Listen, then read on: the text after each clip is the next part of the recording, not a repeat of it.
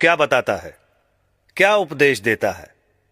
फिर आप ही जवाब देते हैं कि वो कहता है, पहले तुम 9 द्वारों को छोड़ दो ताकि तुम्हारा स्थूल शरीर से नाता टूट जाए। इसके बाद जब तुम सूरज, चंद्रमा और तारामंडल को पार करोगे तो आगे सतगुरु सूक्ष्म शरीर में खड़ा है। सेवा कई किस्म की होती है। कोई तन की सेवा करता है, कोई धन की सेवा यानी लंगर में पैसे देता है, लेकिन जो असली सेवा है वो और ही है। वो क्या है? अंदर गुरु को प्रकट करना। जब गुरु अंदर प्रकट हो जाए तो फिर जो भी सवाल करोगे वो जवाब देगा।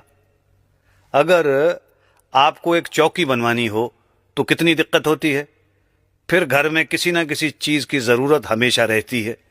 इसके विपरीत अगर आप बढ़ई को ही घर में ले आओ तो जितनी चौकियां चाहो बनवा लो और दूसरी चीजें भी बनवा लो। इसी तरह सबसे बड़ी सेवा यह है कि सतगुरु को अंदर प्रत्यक्ष कर लो, उसके साथ बातें करो और उससे कह दो कि हमें अपने साथ ले चल। वो आपको लेकर अंदर चल पड़ेगा। फिर गुरु अपने लिए कुछ नहीं लेता, बल्कि जो कुछ आता है उसे वो साध संगत की सेवा में लगा देता है, पराये कामों में खर्च कर देता है। सत्संग में बहुत से ऐसे आदमी आते हैं जो कहते हैं कि हम मेहनत ना करें, बिना मेहनत के मालिक अंदर आ जाए। ये कभी नहीं हो सकता। आपका काम आपको ही करना है, फिर ढील क्यों? पता नहीं फिर मनुष्य जन्म मिले या ना मिले। और फिर भजन दुनिया के कामों का नुकसान नहीं करता। दुकानदार दुकान पर बैठकर सिमरन कर सकता है, औरत घर का काम काज करती, रोटी पकाती हुई सिमरन कर सकती है, किसान हल चलाते हुए सिमरन कर सकता है, क्लर्क दफ्तर से आते जाते सिमरन कर सकता है। मतलब कि अपना अपना काम करते हुए भजन सिमरन कर सकते हैं। मैं कहता हूं कि आदमी पाखाने में बैठे हुए भी सिमरन कर सकता है।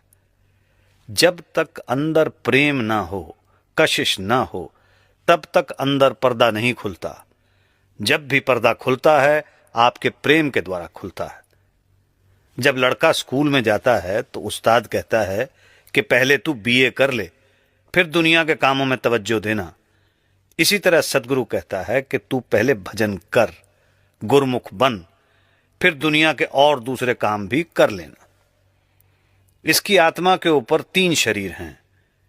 पहले ये स्थूल शरीर है, इसके अंदर सूक्ष्म शरीर है और उसके अंदर कारण शरीर है।